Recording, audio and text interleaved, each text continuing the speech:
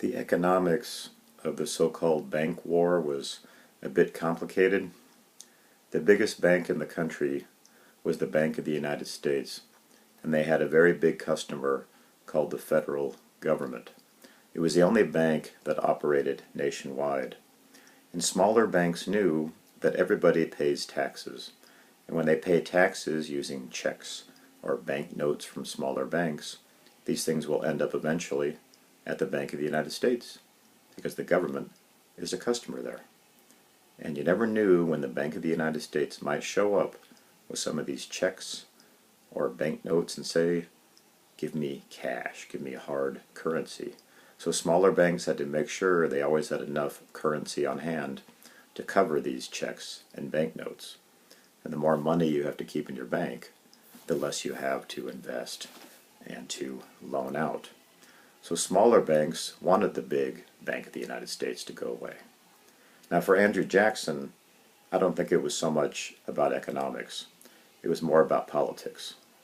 Jackson kind of resented banks, distrusted banks, and so did many Americans, especially average, everyday Americans who supported Andrew Jackson. Many Americans didn't really understand what it is that banks actually do. They just take money and turn it into more money. Why couldn't they get, real jobs, making things? And why do these annoying banks always want to get paid back when they loan you money? Even today, many Americans, for various reasons, resent banks. So when Andrew Jackson takes down the biggest, baddest bank in America, a lot of common men are cheering him on.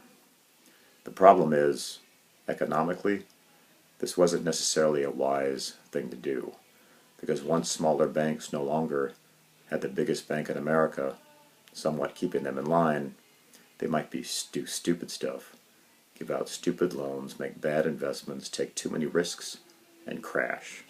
And not long after Jackson left office, there was a banking failure that caused a general economic crash.